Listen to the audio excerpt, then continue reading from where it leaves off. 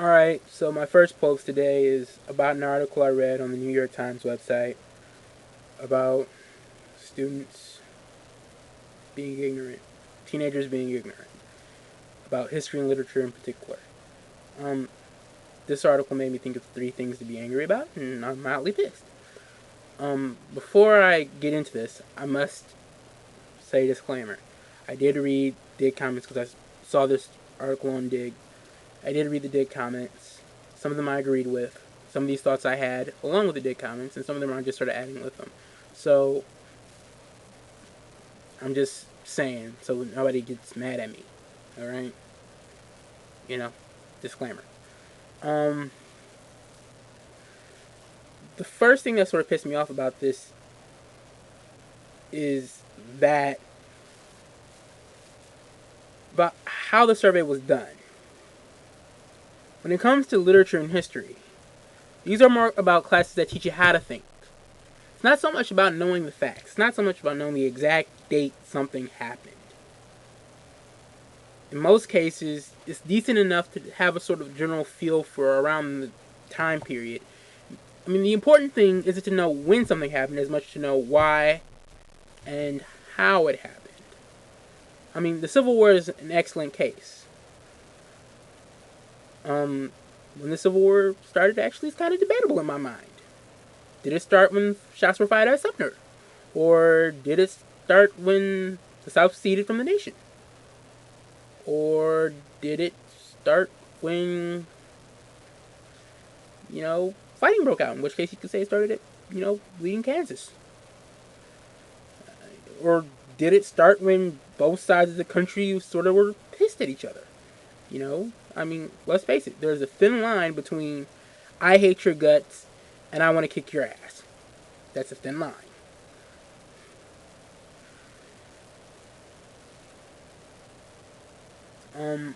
But the truth of the matter is that it's really about knowing why the Civil War happened.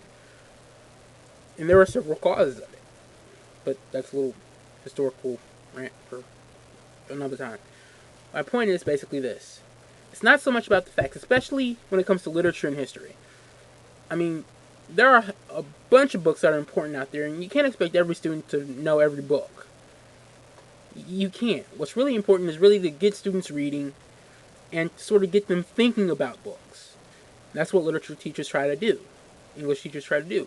It's not so much about, did you read this book? It's more about, okay, you read this book, what did you think? Which characters did you identify with? Why did you identify them with yourself or whatever? How did you feel about Tybalt's death? Etc., etc. And I think that this is really just a bullshit article. This is getting into my next point. This is a bullshit article, basically trying to narc. I know I'm using that slang term incorrectly. Basically trying to drag down my generation. And I'm tired of it. Although I'm not a teenager, I am not too far removed from high school. Graduated only 3 years ago.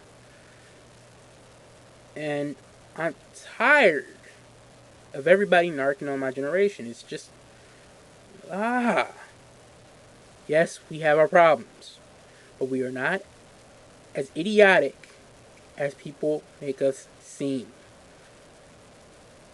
Alright? Every generation has its problems.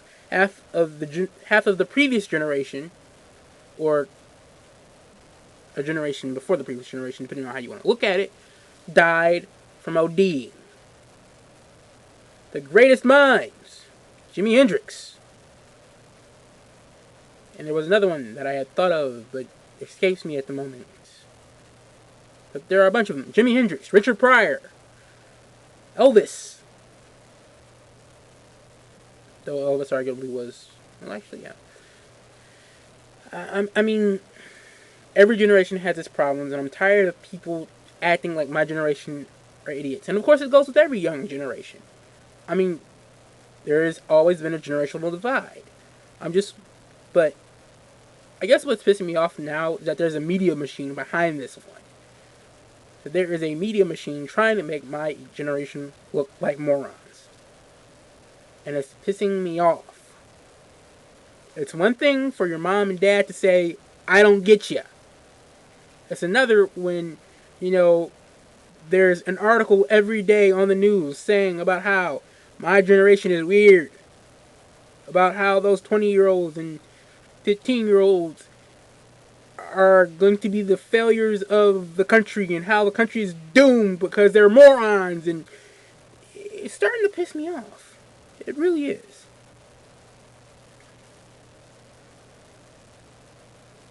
The third thing that pissed me off about this article was, you know,